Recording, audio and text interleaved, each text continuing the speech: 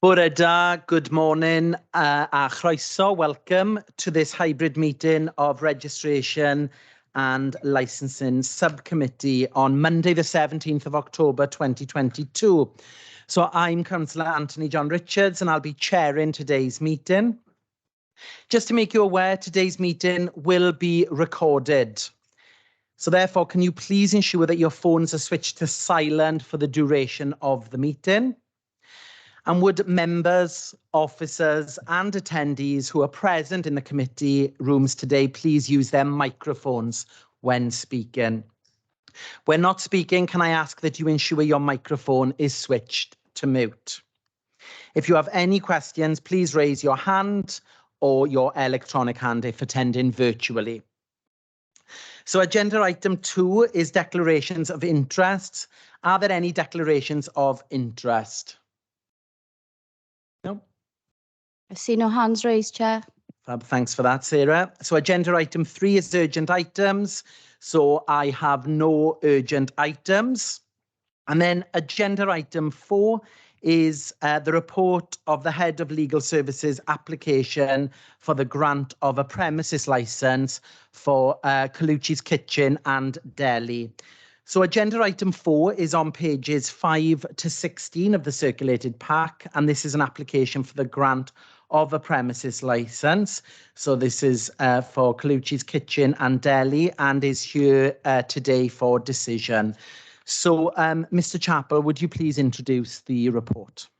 Yeah, thank you, Chair, and good morning, everyone. This is agenda item 4, a grant of a premises licence application for Colucci's Kitchen and Delicatessen. The premises address is 60B Avon Road, Dyffryn, Rhondda, Port Talbot.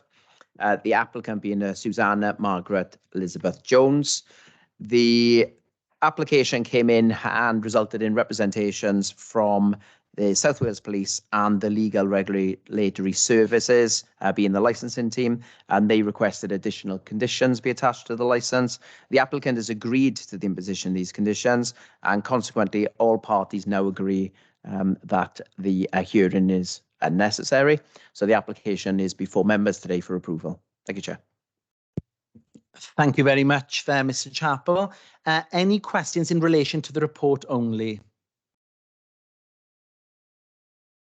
No? Okay, thank you. We'll go to general questions with regards to, for Mr. Chappell. Anybody got any questions? Legal officer, no? Okay, so I now refer members to the recommendation on page 6. And the recommendation states that members determine the application after considering all relevant representations. So can I please have a proposer and a seconder, please? I'm happy to propose, Chair. Yeah, so great. So we've got a proposer and a seconder. Thank you very much. So if we can just have a vote on that. So do all members agree with that recommendation? Yeah. Anybody against? Could you please show your raise your hand if you're against? No. Okay, well, that has been passed. So thank you very much for that. So moving on then to agenda item 5. That's an application to vary a premises licence. So this is the Corner House, 44 The Parade, Neath. Now, agenda item 5 is on pages 17 to 42 of the circulated agenda pack and is here for decision.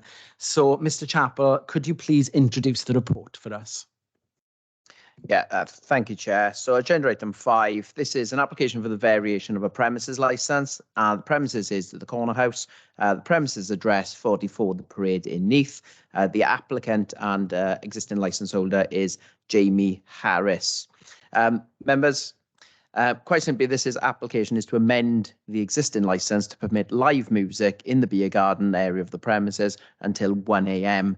There are no proposals to amend any other activities or times authorised by the existing licence. Members will note that the activities and times authorised by the existing licence are set out in the report, along with the existing conditions which are currently attached. Representations in respect of this application were received from the police, the Environmental Health Officers, and the Legal Regulatory Services Officer being the Licensing Officer.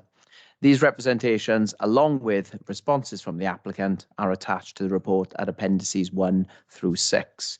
In addition, members will also note that a supplemental information from Environmental Health was submitted and circulated to all parties in advance of this meeting. Chair, the recommendation today is that members determine the application after hearing all submissions. Thank you, Chair. Thank you very much, Mr. Chappell. Does anybody have any questions for Mr. Chappell in relation to the report? Nope, no questions. Okay. Thank you also to Ms. Jamie Harris for joining us today. So we'll now go to the applicant, Mr. Harris, for their submissions, please.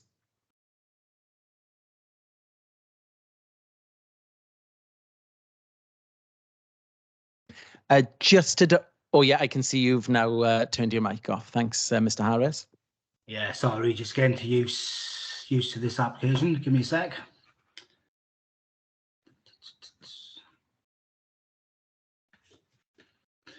Right, so obviously I haven't done one of these before, so I'm not entirely sure what you need from me right now.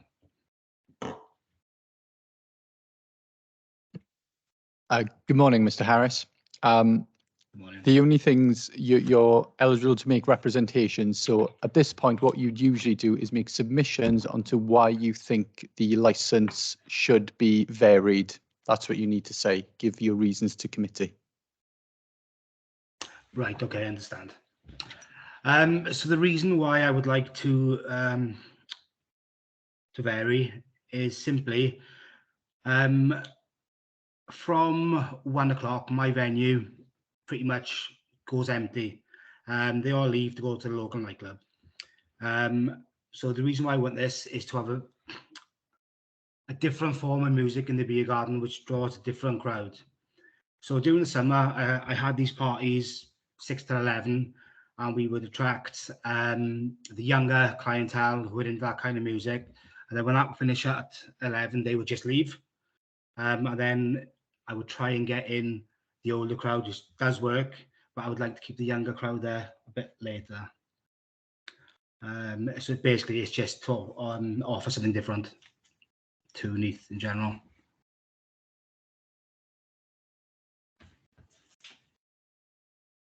Okay, thank you very much, Mr. Harris, for that. I'll now ask the Police Licensing Officer, Nick Bailey, to please introduce his representations. Thank you, Chair. Thank you, members of the committee. In respect to this application, I've submitted representations that are contained in the committee report. And as such, as all parties have had time to read them fully, I don't feel...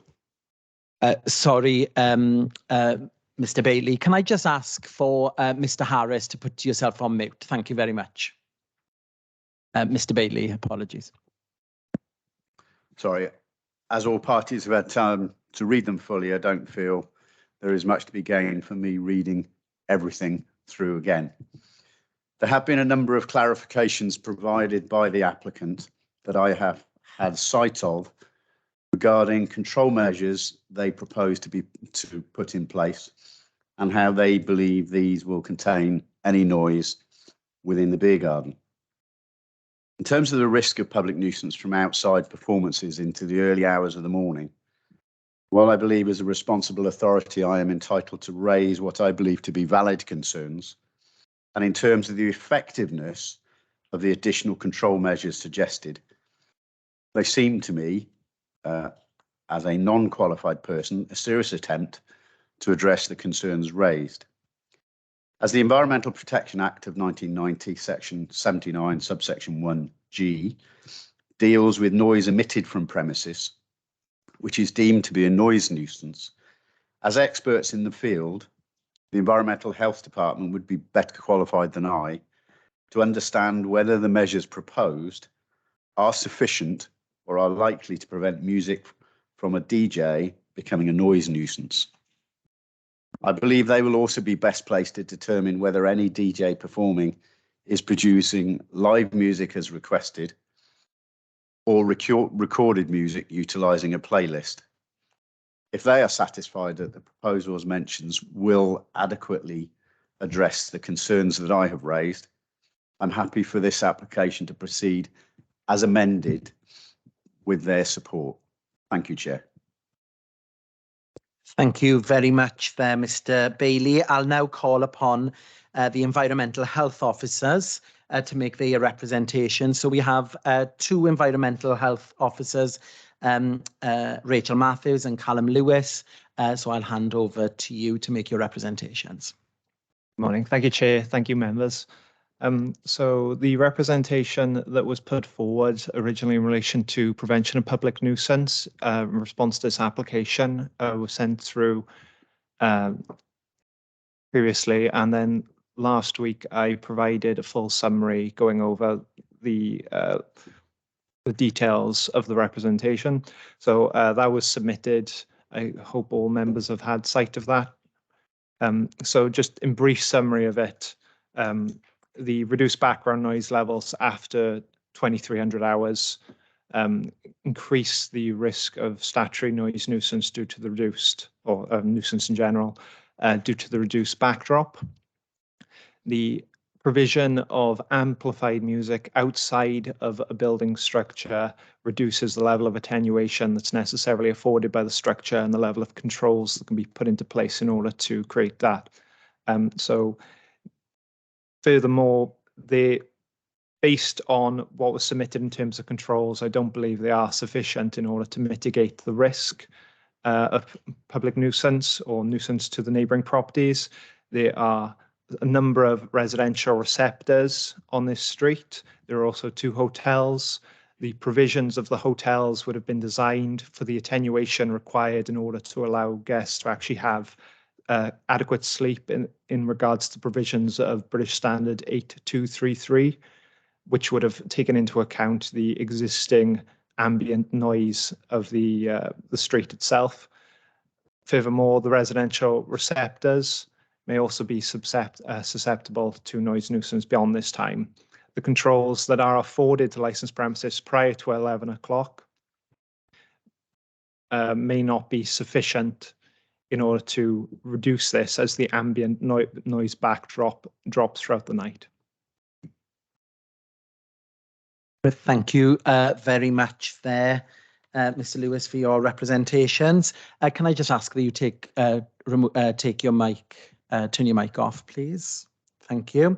I'll now call upon the Legal Regulatory Officer, Peter Mallock, to make their representations. Thank you, Chair. My original representation is included as Appendix 2 in your papers. When the application was first submitted, and I saw they were reporting to have a DJ outside until 1 AM Friday to Sunday during the sort of spring summer months, I did raise some concerns, mainly to do with noise nuisance and the prevention of public nuisance.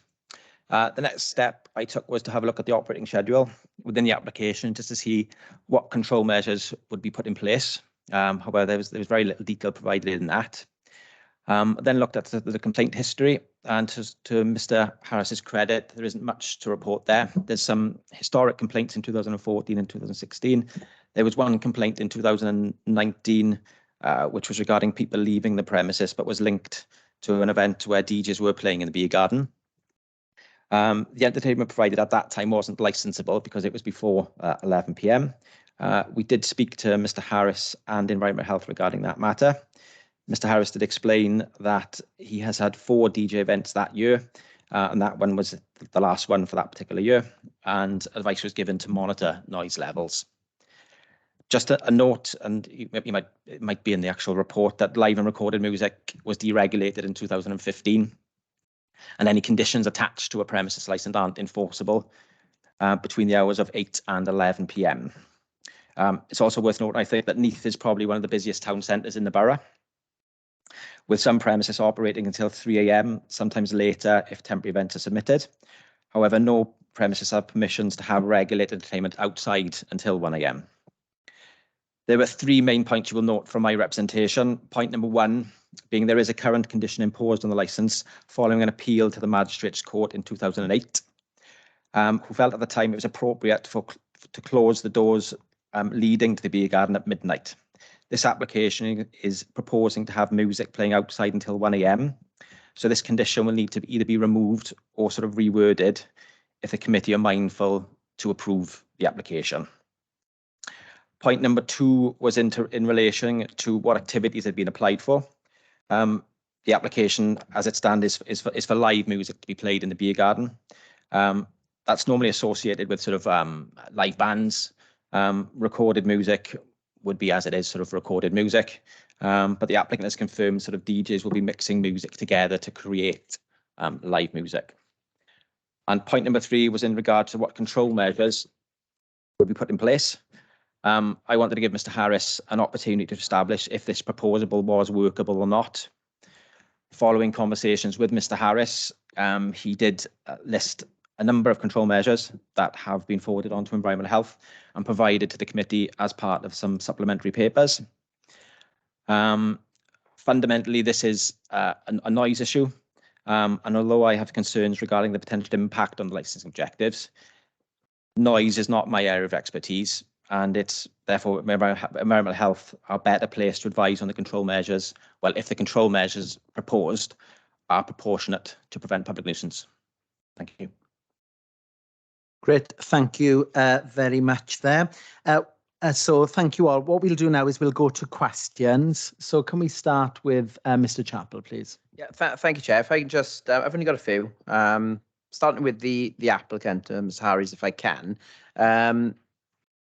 Just for clarity, you currently have DJs playing in the beer garden area of the premises until 11 o'clock using the deregulation. Is that right? Yes, currently we do, but obviously it stopped in September. Right, yeah. Okay, just for the summer months it is, yeah? Yeah. Okay, yes. and have you ever been past 11 o'clock outside with DJs under a temporary event notice at all? A temporary event notice, I don't think we've ever applied for temporary event Nope. notice. That's fine. Just clarifying a few things for members. So the music's always outside, is always stopped at 11 o'clock. Generally, there has been an occasion where it's gone to about 1:15. Right. Okay. And you've applied. I can see you've applied for, and Mr. Marlock just touched on it. You've applied for live music outside, but for DJs, I would have expected to have live music and recorded music, being DJs are kind of a mix of both, or is it purely going to be DJs creating their own music out there? So when I put the application in, I had a phone call off Sarah Bartle, I think it is, saying that I didn't need to put recorded music as it would be covered under live music. Hence why I put live music. And then on further clarification, I was told that a DJ mixing music to create a new sound is live music. Yeah, I'd agree with that. That if they're mixing music, that's fine. Obviously, if you've got a DJ out there who's simply put in music on from people, DJs use CDs, and I don't think so. If they're streaming music directly, which is recorded, then you possibly would need that as well. But that, I think, is probably something we could look at following this meeting if this application went in your favour. Okay, thanks, Mr. Harris, for that. That's okay for now. Thank you. Can I just come to you as well, Mr. Bailey? You mentioned something about, I think I missed it, an application being amended and supported. What did you say on that? Sorry, I didn't. Or did I get the wrong gist? You said you would support an amendment to the application? No, I said that if I wasn't best placed to determine whether the amendment suggested would actually be effective. Thank you. Sorry, I misheard that. Deferred that to Environmental Health. Okay, thank you very much. And then if I can come to Environmental Health, obviously you are the lead authority for prevention of public nuisance. So obviously members would be minded to look at their evidence in the strongest possible terms. Can I ask, generally, do you have premises in the county borough which have outside music after 11 o'clock at night? No. Can we just put your mic on just to clarify that answer, please? Thank you. No, we generally do not. Can you just briefly explain why you don't generally have music after 11 o'clock? With regards to, so apart from temporary exemption notices, with regards to music beyond 11 p.m., the sound is regulated, or noise is regulated differently between 11 p.m. and 7 a.m. It comes under the nighttime noise hours.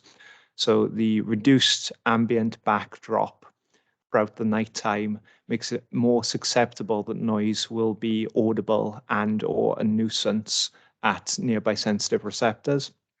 So inside people's properties, inside hotels, and that is more likely to cause an issue for nuisance, basically. Right. Thanks very much. And obviously, this venue is in Neath Town Centre, so it's not strictly in a residential area. But do you feel there are sufficient number of noise-sensitive properties in the immediate vicinity of the premises that are likely to experience a nuisance should this application be granted? I'd say even if there was just one noise-sensitive property, it would be sufficient, because that is still within the remit of a nuisance. There's still a remit where we're creating a scenario in which this person under the Environmental Protection Act 1990 has a grievance and a statutory nuisance whereby the noise will be a nuisance to them after that time.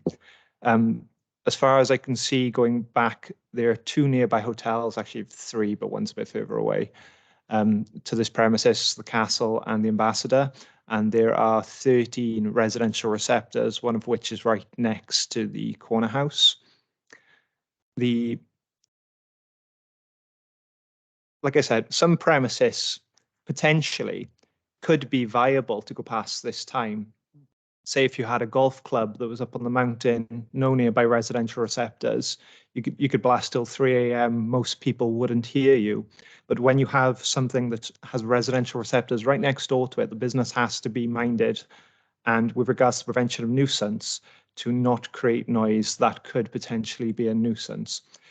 Volume levels during the day would have to be far higher due to the increased backdrop. Volume levels throughout the night can be significantly diminished, but still cause a nuisance. Okay, thank you very much. And just finally, just for members' benefit, there is a licensing objective which says that premises must take measures to prevent public nuisance. Do you feel that by granting this license, the objective of prevention of public nuisance would be undermined? Yes. Okay. Thank you. Any more questions, Mr. Chapel? It was just one for Mr. Marlock as well, just on the condition that was attached at the Magistrates Court in relation to the doors that lead into the beer garden. You mentioned that would need to be or potentially changed, and I think Mr. Harries had responded and said that he would be happy to comply with that condition, because I don't think the condition stops the door from being opened and closed. It just stops it from being wedged open. Is that correct?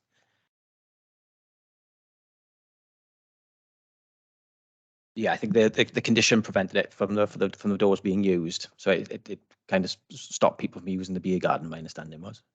All right. Okay, so they wouldn't be able to go out there after 12. I think Mr. Harries, I think you had mentioned that you would like the doors closed. You can have a separation of music inside the premises and outside the premises. Yeah, that's correct. The actual condition doesn't say that we cannot use the beer garden. It just says we have to close the doors and stop the sound of music out there, basically. Okay, so because that's our smoking area. We can't stop people smoking. That's where they go. Yeah, so if the condition reads, all windows and doors to the room where amplified music is played must be kept closed, with the exception of one set of doors to the beer garden shown on the existing plan that are the nearest to the DJ console, may be open between the 1st of April to the 30th September each year between the hours of 8 p.m. and midnight. Yeah, that sounds right.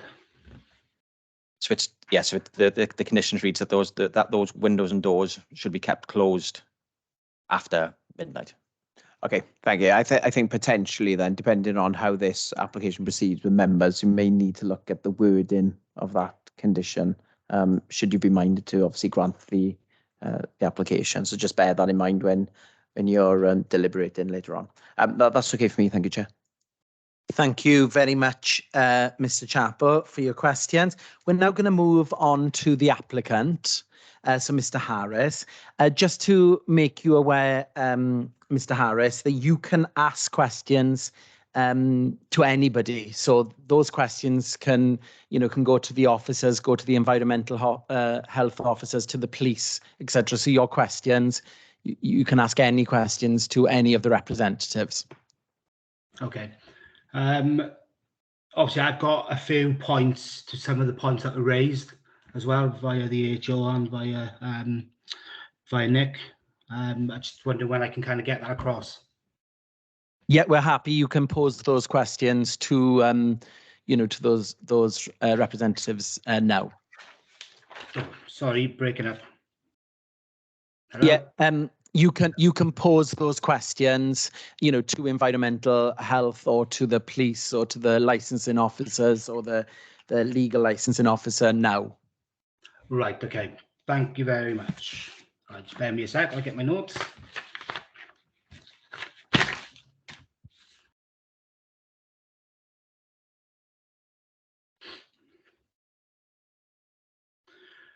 Right, so number one, as for the HO, in regards to reduced noise after 11 o'clock, this is not the case in Neath Town Centre.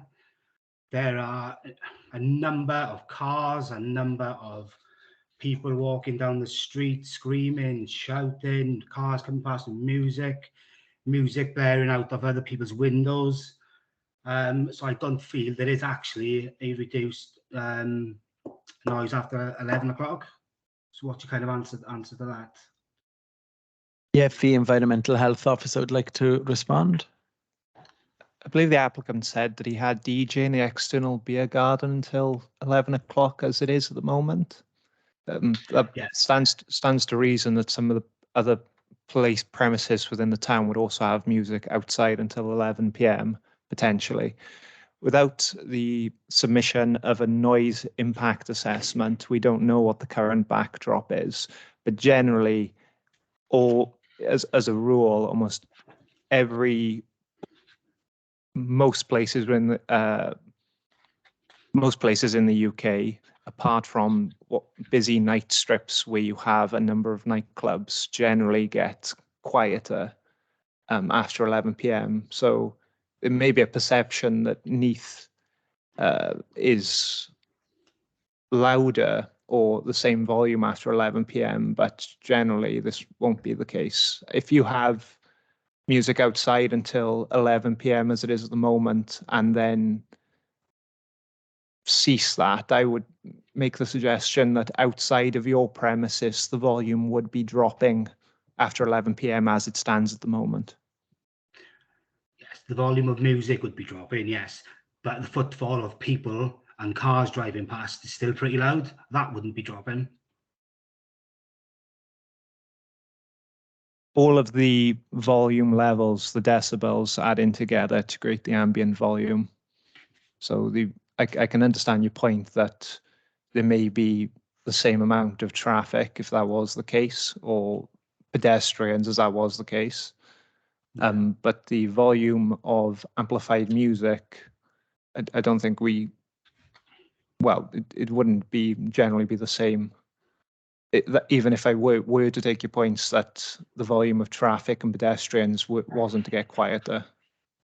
Okay, and this is just your point of view, and this is not fact.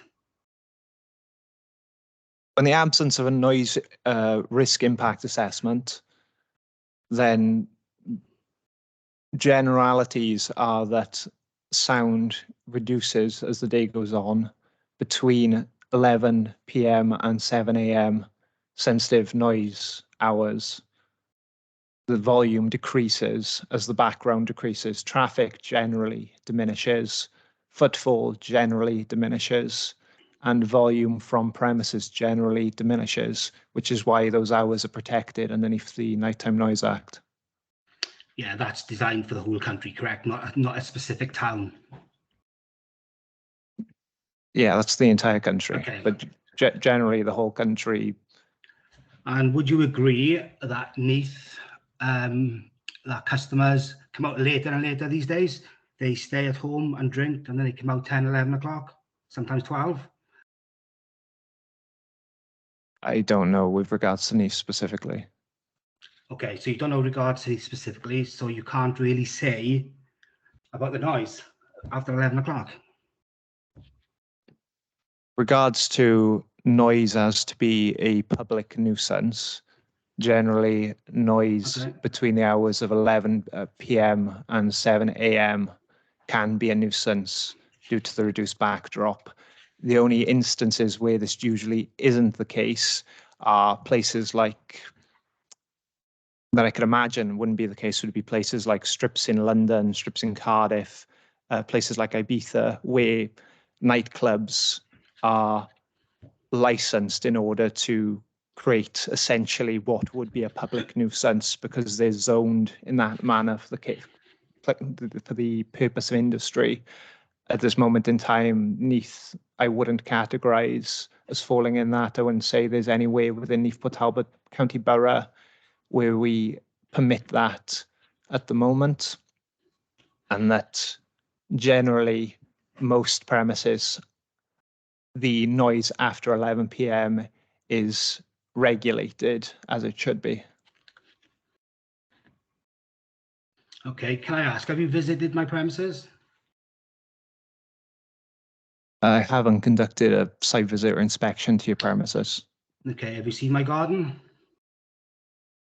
Yes, I have seen the beer garden. Yeah, is my garden open to air, fully open to air? There's a pagoda structure. There's pagoda structure. There is also a 2-meter wall to the left. There's a 2.5-meter wall behind the structure, plus a 4-meter wall next to that.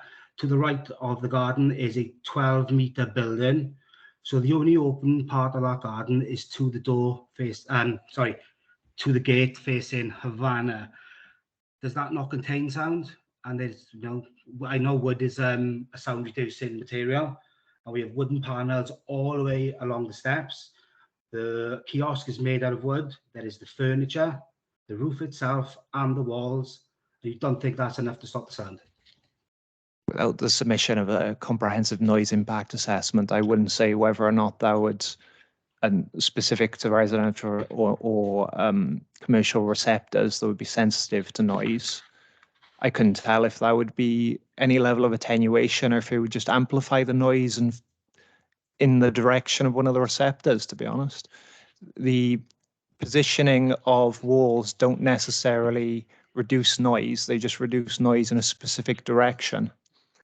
I have a case at the moment where noise directly adjacent to a wood chipper isn't barely audible, but noise half a mile or say 500, 1,000 yards away is exceptionally loud. And it's due to the way the premises is constructed. The positioning of walls don't necessarily reduce noise being emitted. It just reduces noise being sent in a specific direction. So that noise that goes in a specific direction doesn't mean that noise is going to affect every single resident or these hotels that are located around the property. The category under the Licensing Act is the prevention of nuisance. The noise specific is in relation to whether or not this sound has the potential to cause a nuisance to noise sensitive receptors on the street or in the nearby area. The provision of amplified noise outdoors without any level of attenuation and beyond the decibel level causing a disruption, you have frequency levels, which is you know, if you're talking about foot traffic and car movements, you're not going to have the same bass frequencies being emitted as to cause a nuisance as from, say, a DJ set. Specific to your premises, without the submission of a comprehensive noise impact assessment, you don't know, or I can say you don't, the committee wouldn't be able to determine, I wouldn't be able to determine what the levels would be at the receptors, whether that's the commercial hotels or whether or not that's the residential properties on the street. Right, okay. So in terms of the Castle Hotel and the Ambassador, which is part of the reason, the Castle Hotel has 3 bars, which are open till 12/1 o'clock.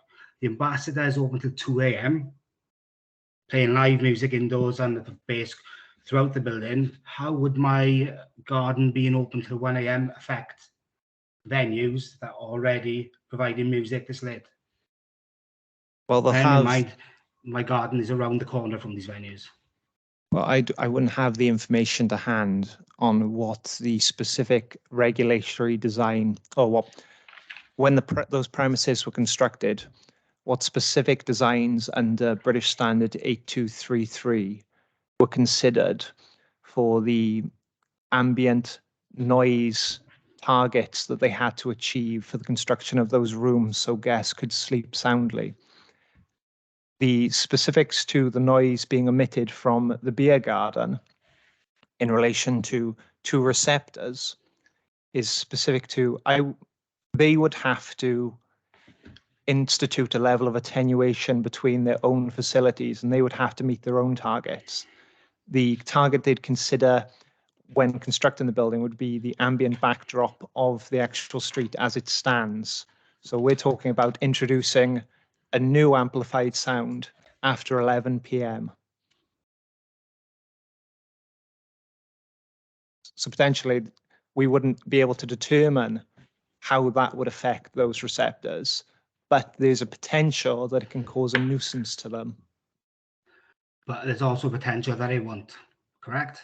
Yes, and without the submission of a comprehensive noise impact assessment, you wouldn't be able to make that determination, but you could reason that it could. And you could reason it could not.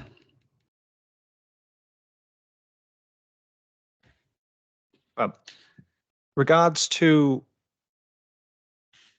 who would be doing the reasoning, so specific to how you actually view noise and the specifics of noise being emitted from the premises causing a disruption, how the noise would cause a nuisance would be subject to professional opinion.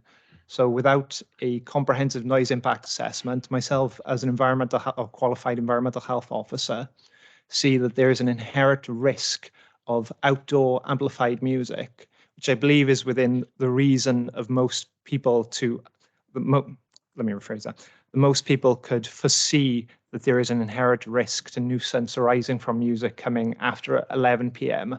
directly next to residential premises and hotels. Right, so if I was in the Ambassador listening to their music, there's no way I would be able to hear music across the road. If you're in an... Sorry, I've got to interject. The Ambassador is really not the agenda in the full committee. Mr. Harris, the question that you're asking isn't really relevant. The questions you need to be asking, and I've got to be careful about this, the questions you've got to be asking of any officer that you want to ask a question of is why you think that your applications should succeed. Please bear that in mind. But can I not ask why can I argue the points they've raised? Because they can't just tell me the point, so I can't get my point across back, because that's not fair. But Mr. Harris, you're referring to the Ambassador, but the Ambassador isn't forming part of this application, is it? The Ambassador is listed on my letter from the EHO. It is, yes, indeed Okay, it so is. it's part of But it. it's not part of your application. Nothing to do with the application here today. It's to do with the ambassador. It's to do with your property. You're talking about an example, which is using the ambassador. Why? Can you just clarify to committee why you're using that example, please? Example why I'm using the ambassador, sorry. Yes. Okay, no problem. It's just because the first one on my sheet. There's no particular reason. It's just where it's listed on my sheet. Okay, I'll move on. It's no problem. I mean, you're saying it could potentially affect the hotels. I'm just reasoning why it wouldn't. Okay, it's fine. Right, next point. So in regards to the complaints we've received, obviously one has stated, or potentially stated, that it was staff leaving the venue. One has stated about a DJ in the garden before 10 o'clock, which is in 2019. So I took over the premises in 2018. There's only been one complaint and one potential complaint in regards to noise. This year, I have had 25 parties in the garden and not one complaint. Also, no residents or local businesses have raised any objections to this moving forward, which I think is kind of a key point, don't you? So, Mr. Harris, who's that question directed at? Well, it's directed at everyone, really. On my notes, I've got the HOB and I've got it for the licensing as well, and for the police.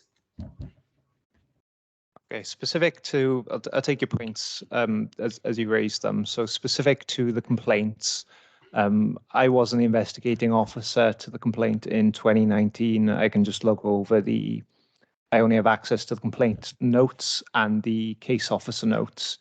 The case officer notes in relation to that complaint outlined that there was a receptor, or there was a complainant who raised an issue with noise arising from an outside DJ booth, and the notes in relation to the officer in question basically outlined that it had happened on a few occasions, and then a month later the complaint was closed.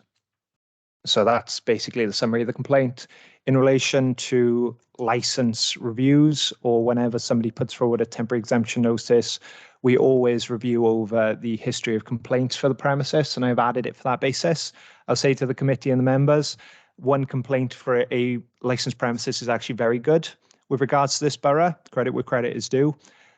We don't have, or I don't have issue with regards to the number of complaints. I was just raising the fact that that was in relation to an external DJ booth, for members to be aware of that fact.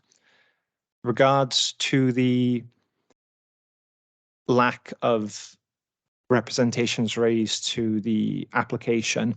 So the demographic within a specific area changes over time. Specific to the residents in the direct location change over time. It may not be that the specific residents have an issue, or it may be that they do have an issue and they haven't said anything.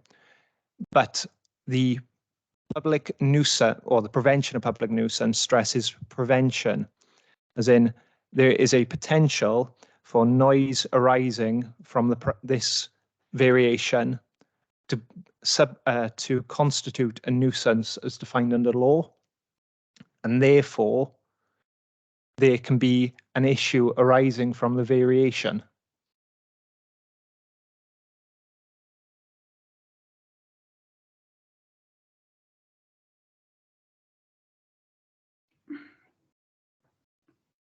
Mr. Harris, would you like to come back with any further Yeah. questions, or come back to that point? Sorry, I was just reading. Yes, don't get me wrong. I fully understand that point.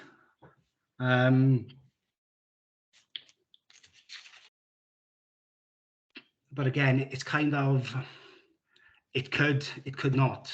I mean, like you say, that license hasn't been reviewed since 2008. You know, times have moved on from there. But I'd just like to go on to a different point, if that's okay. So in regards to putting provisions in place to kind of reduce the noise, you said you're not happy with. So where I got these provisions from was I worked in Swansea in pitch and piano for 9 months, and with their EHO, those points I raised were absolutely fine. Pitch and piano are allowed music in the garden till 2 a.m. and there's substantial flats and high rises all around that area. So I'm just wondering why it would be allowed there, why it would be sufficient in Swansea and not in Neath. I don't know the specific area with regards to that location in Swansea, to be honest. I don't know the ambient background. I don't know Swansea. I don't know if an acoustic consultant has conducted a report to demonstrate what the ambient noise level would be or what the perceived noise level would be at the nearest sensitive receptors to that property. I don't know what controls they've put in place beyond listing 80 dB.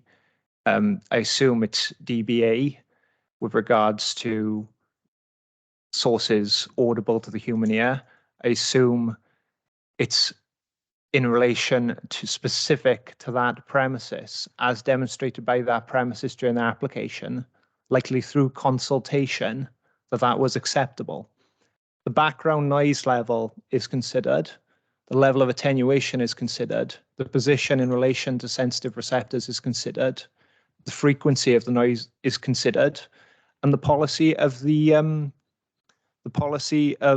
licensing team in that area is considered, whether or not specific in that strip in Swansea, they permit music after 11 p.m.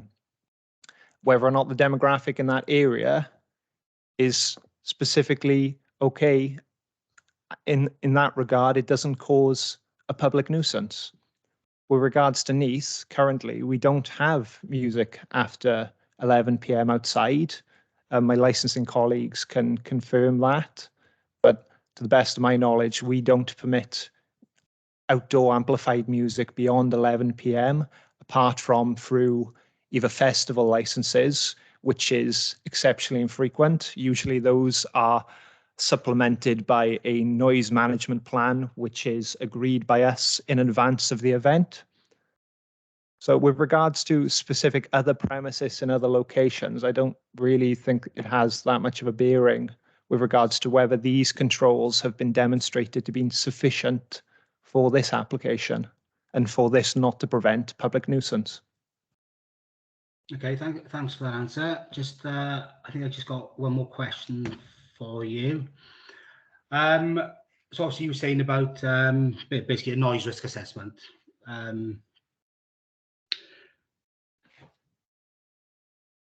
So, you know, to kind of be a two-way thing, would you not be willing to work in my venue to ensure that the sound is not being a nuisance, if it's been a nuisance, and if it's passed, if the application is granted? Well, we're enforcing officers. We're the enforcing authority. Where we can work with premises, we generally do. Where we can resolve things informally, where issues do arise, we generally do. But it's the onus of businesses in order to ensure that they do not cause a nuisance.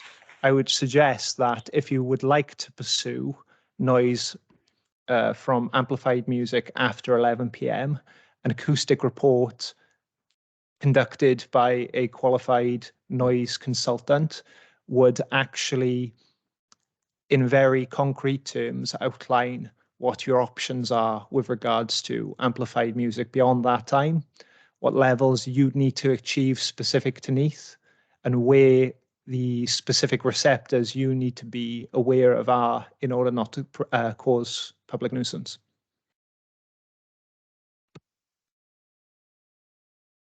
Mr. Harris, did you want to come back on that?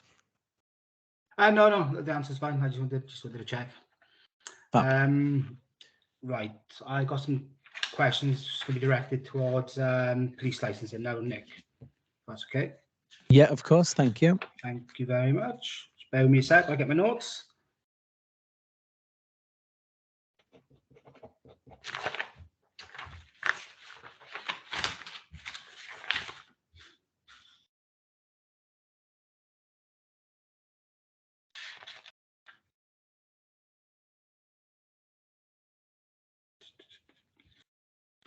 So this is based off the letter I received from Nick.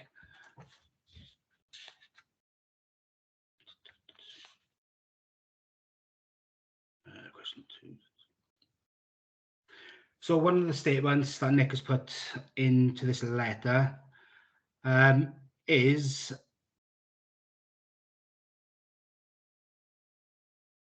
that having music in the garden is likely to impact on crime and disorder. To be honest, I'm not entirely I can see how. However, whether you're inside or outside the venue or down the local kebab shop or whatever, crime disorder can happen at any time. Pinning it to having music in the garden, I'm not sure is correct. So, I mean, can you just kind of clarify that point with me, please? Sorry, could you just point out what page and paragraph Oh, I'm sorry. you're referring to? So it's page. Sorry. So it's page 2, and you've put in something in section 17. Crime disorder requires both police and local authorities. In the exercising of functions due to regard the effect upon crime disorder in the area and do all they can to reasonably prevent crime and disorder. Yeah, I was referencing in that where my authorities and responsibilities as a responsible authority are created. Section 17 of it references the section 182 guidance.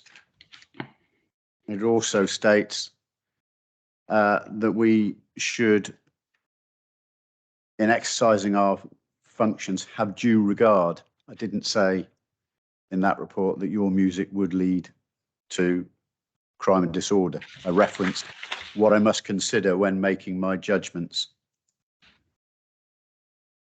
Okay, apologies if I misread part of the letter.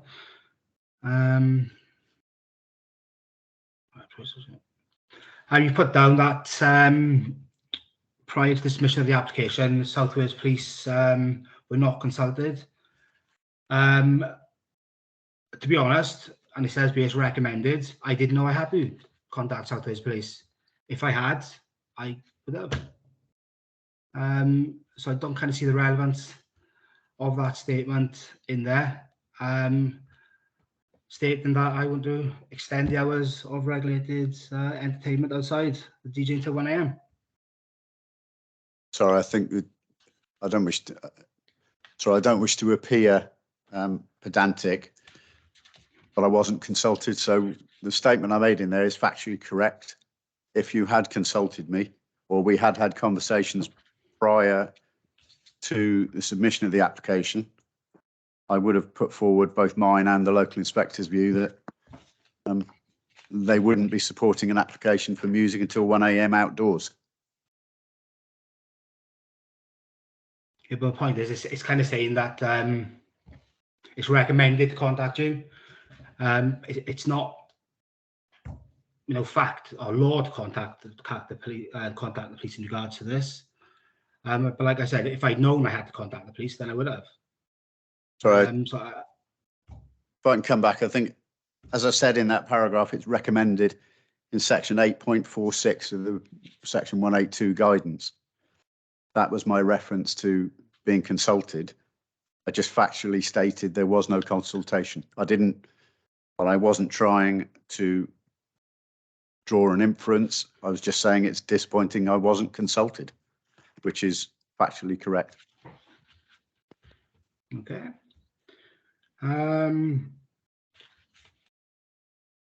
So point 3, I can understand from business perspective that the decision is driven by a wish to provide a service to customers that would, as stated in the application rationale, remove the need for them to leave this premises to go elsewhere. Basically, I believe this to be fraud because there's music playing inside till 3 a.m. basically.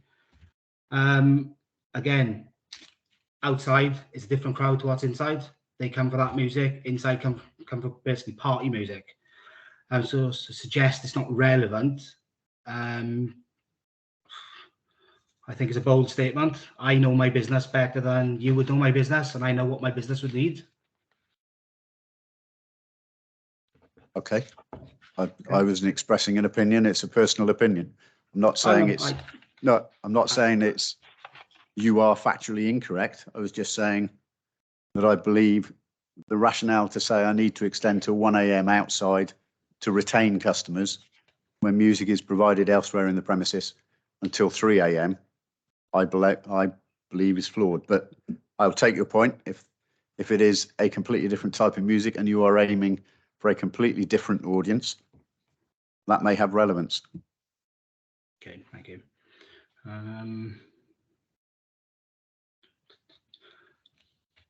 I'm not sure if this is for you or if this is for licensing. It's just kind of question that's in this section. So we are talking about noise and noise pollution, I guess is the word. Between the hours of 11 p.m. and 7 a.m. I believe it was. Obviously, I know without naming venues, other venues that have had 10s kind of approved where they can serve till 6 a.m. in the morning. Yet, wouldn't these customers leaving at 6 a.m. be a lot worse off than customers leaving at 1 a.m. causing a nuisance? How can things like that get through the system? Thank you very much, Mr. Harris, for the question. I know you directed that to the legal regulatory officer or the police officer. Just for you to know, there's a very high chance that the answer could be speculative from their point of view, so that there may not be nothing factual in their answer. So just I'm a little bit weary about both of those officers answering that question from a legal point of view. Okay, I answer on behalf of licensing, just with regards to temporary event notice that you refer to. The legal regulatory section are just an administrator, so it's just down to the police and environmental health to comment on temporary event applications for extension of hours. So I'll have to leave that one for environmental health or the police. Chair, if I could answer that. All the temporary event notices applied to that I believe Mr. Harris is referring to are for extension of music indoors. The application before us is for external music to be held in an open air garden with some form of structures. So that's the issue of increasing or extending hours of indoor music is not what's been discussed today. No, but potentially rowdy customers leaving a venue causing noise, isn't it the same issue? More or less? They could do, but again, that's speculative. Okay, so basically this meeting is all speculative then. So they could make a noise, they could not make a noise. I think the issue I raised was about external music, not about customers. Okay. Mr. Harris, we do have a member who has indicated that they'd like to speak. Are you happy for them to ask a question at this point? Sorry, you just cut in and out as you said that. Oh, sorry. We do have a member who wants to come in at this point. Are you happy for me to bring that member in?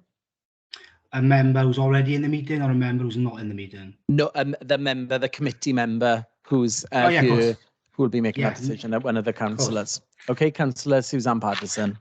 Thank you very much, Chair. I just think I needed a bit of a qualification to tell the applicant that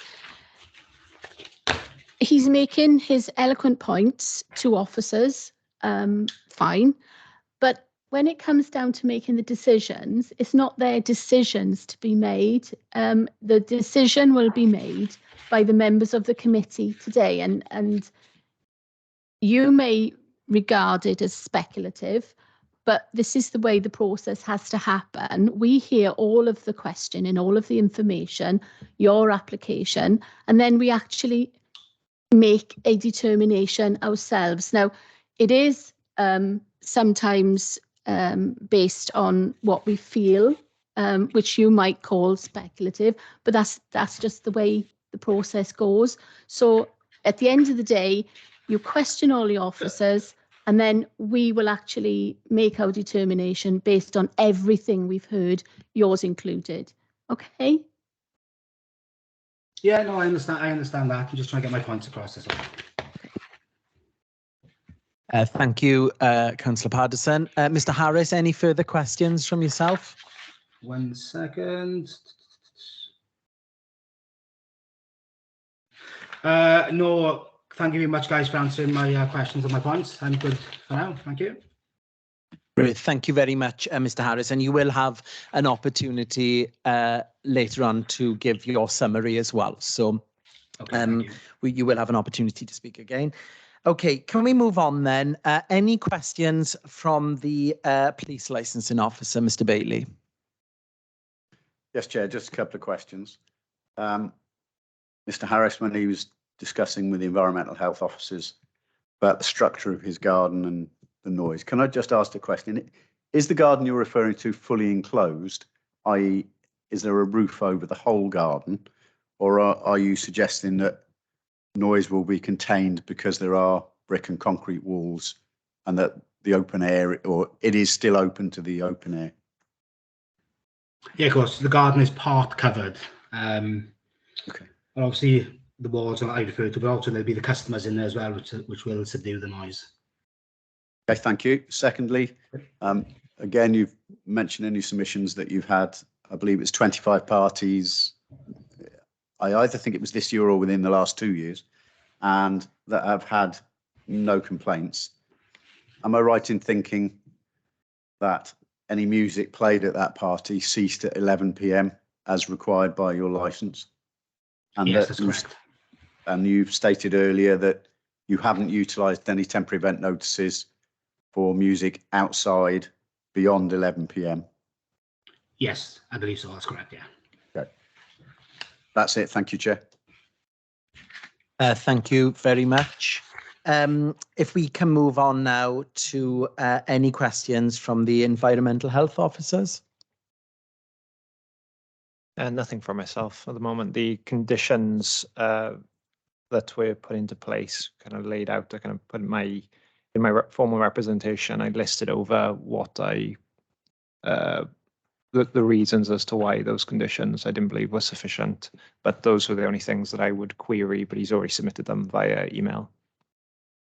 Thank you very much. And anything from our legal regulatory officer? Just one quickly. It's been mentioned today about a comprehensive noise impact assessment being carried out with the premises.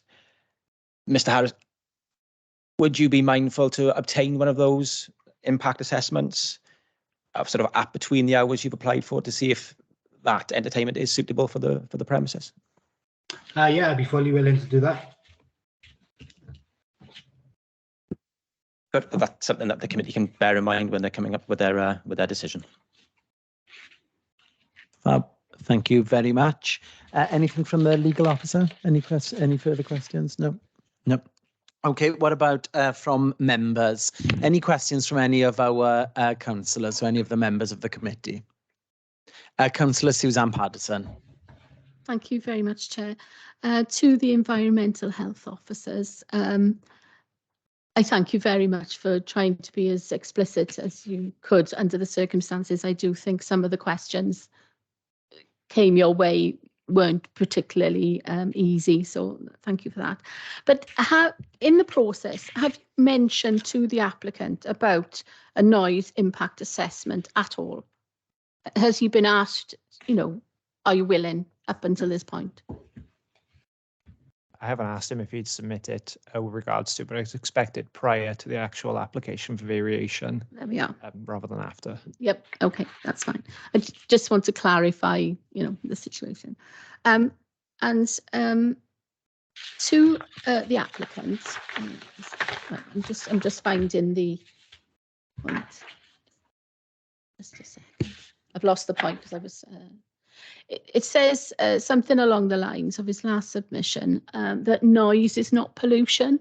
Could you clarify that line that you've said that, you know, just music? No, not noise. Music is not noise pollution.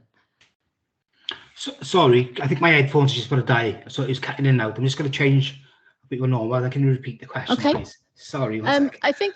Sorry, I'm going to have to find it. I think. But if somebody can help me, I think that it is in your letter that you put response. Right, can you Response hear me from at the minute? yes, it's on number 6. Oh, hang on, still on my headphones. One sec. Yeah.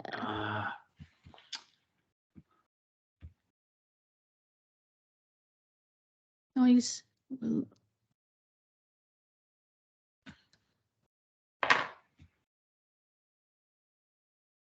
Right, how about now? Yeah, I can hear you. If you can hear me, Perfect, got you. that's fine. Okay. It is an assumption that it will cause a noise nuisance, and that's not based on anything current. Can you just, you know, give me your thoughts on why you wrote that? Well, it can only.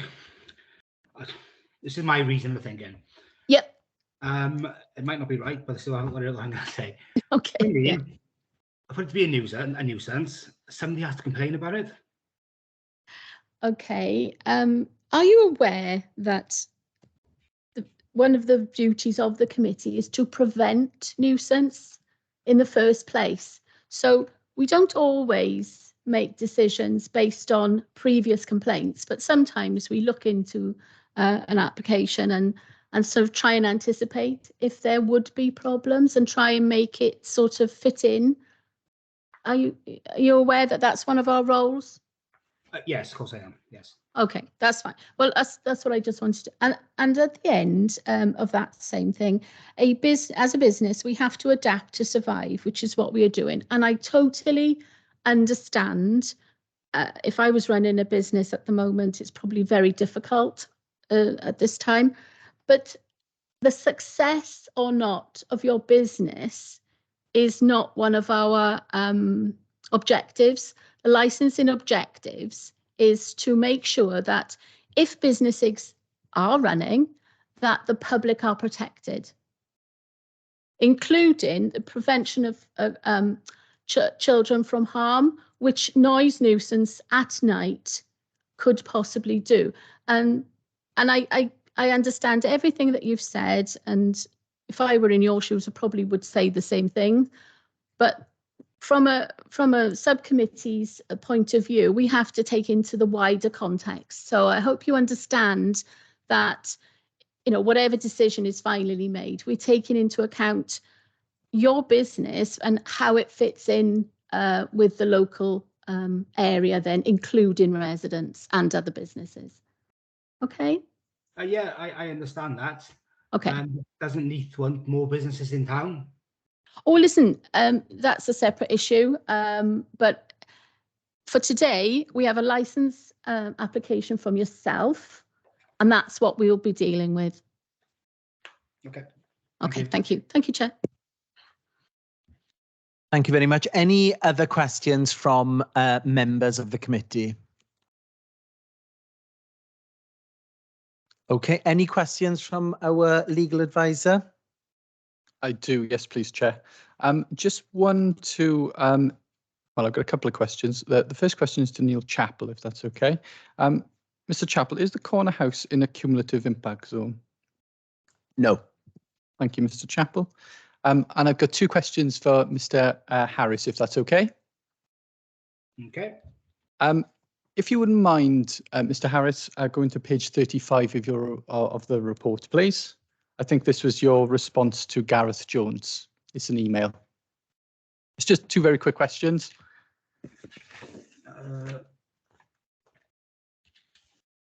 Am I supposed to have this report? You should have the email. It forms part of the report that you should have received. It's page 35, and it's your email to Gareth Jones on the 18th of August. Do you have that? I don't have any report. Okay, that's fine. Okay. What I'll do, I'll just ask you the two questions very briefly, if that's okay.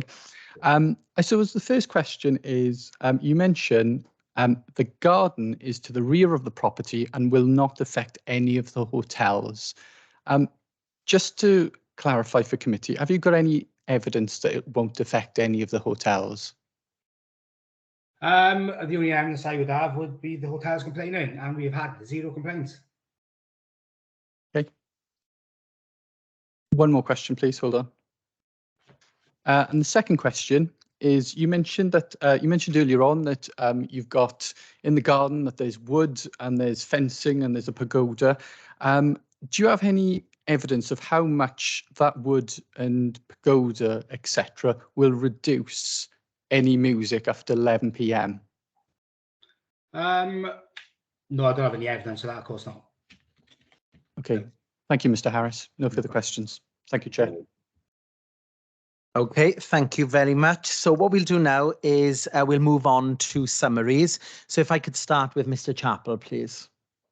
Thank you, Chair. I don't provide a summary for this particular committee. Thank you. Anything from the applicant? Sorry, it's just like a closing statement, yes? Yes, sorry. Yes, Mr. Harris, this is where you've got an opportunity to make all your final submissions and to wrap everything up as to your best reasons as to why you should persuade the committee that the application should be granted. Okay, thank you. Right, bear with me. So, you know, I am a local business. I have been a responsible retailer since I've taken over the venue. I've been following all the guidelines, licensing conditions, COVID rules. There is, in my opinion, no evidence to suggest that having music in the garden will cause a public nuisance or noise nuisance. You know, I have controls in place now, and I'll be putting more controls in place.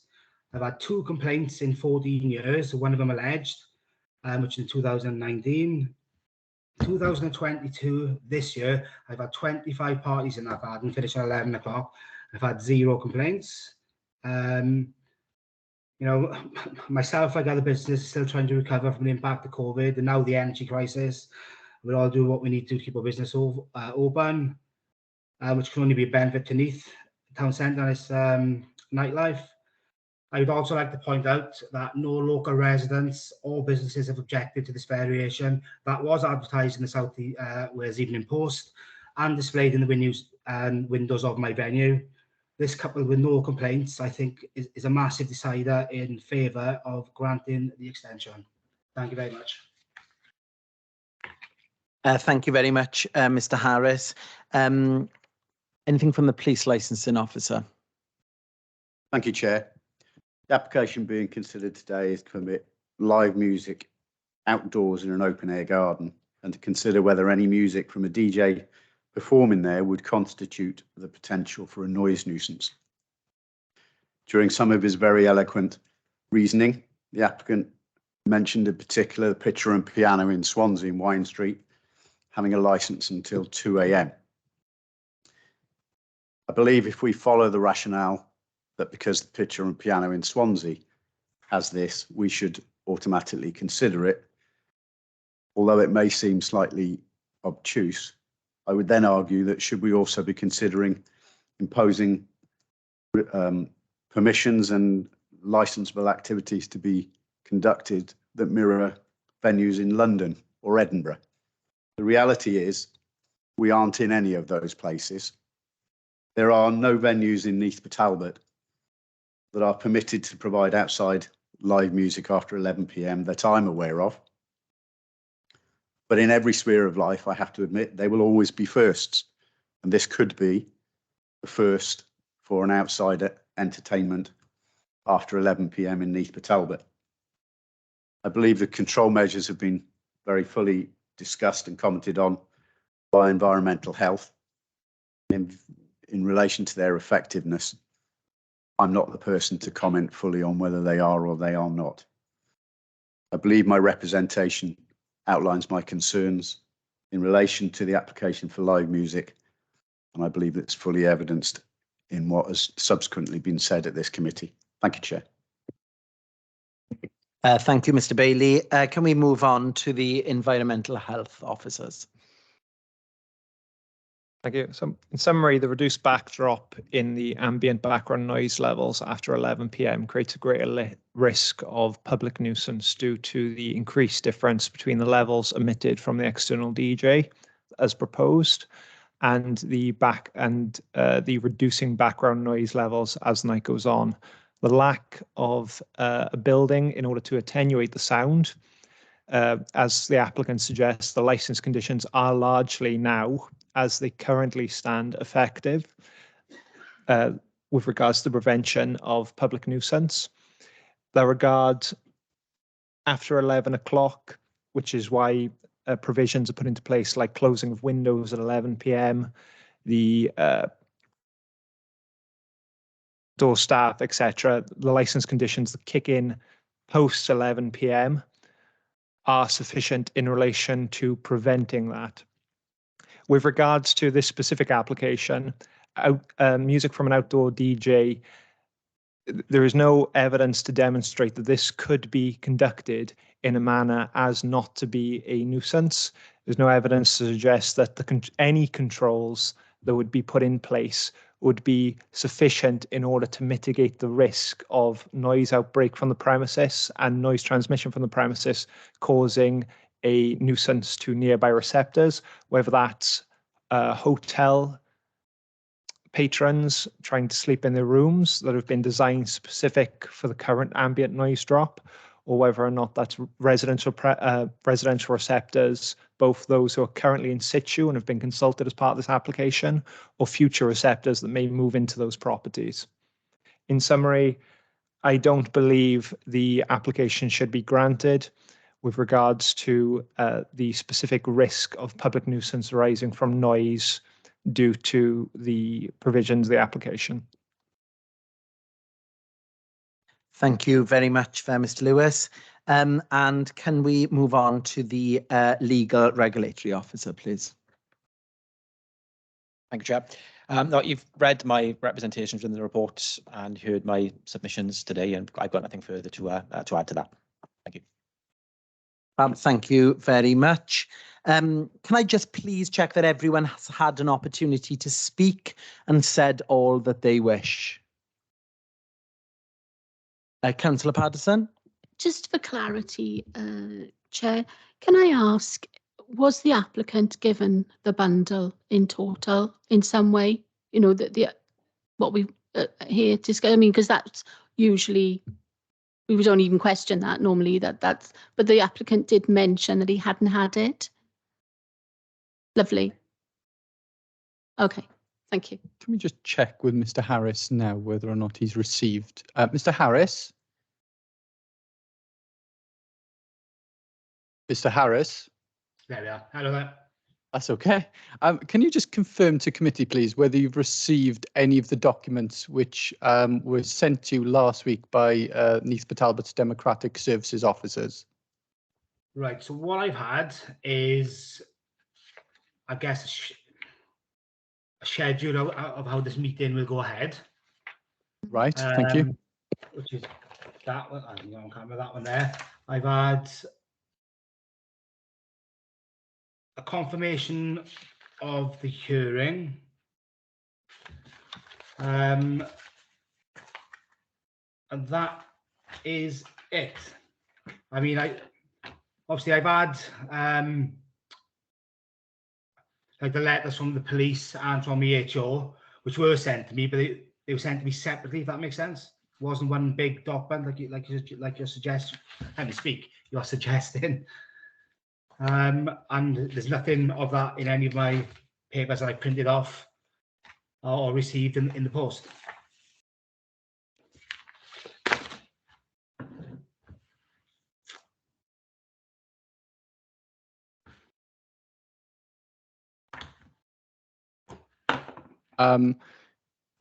Yes, so effectively, Mr. Harris, you've received all so you've received a report from the police or a letter from the police. Yes. You've received documents from Environmental Health, Yes. and you've received documents from the Legal Regulatory Services, and you've responded to all three, haven't you? I responded to all three, but sorry, just the way it came across was it was all coming in one document. Right, yes. Things I printed off as I'd gone along. Perhaps that was my fault earlier on, Mr. Harris, and I apologise for that, because that might have been my fault. Out of curiosity, did you receive an email last week with a link? Oh, I can check now, 1 sec. Thank you. Who would it be from? It would have been from, I believe it would have been from Sarah McCluskey. Actually, that name sounds familiar. Yes, I did see a Sarah McCluskey, 1 sec.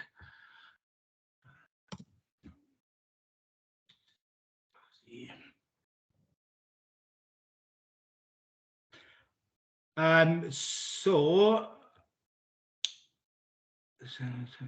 it's an invitation to the Teams meeting. Yeah. So, yeah, thank you. Yes, I think that confirms that there was a receipt of the link. So thank you very much, Mr. Harris. I'm grateful. Thank you, Chair. And just to confirm, Councillor Paterson, you're happy with that? Yeah, I'm happy with that response. Thank you, Chair. Fab, thank you very much. So I'm just going to ask again, just to check that everyone has had the opportunity to speak and said all that they wish.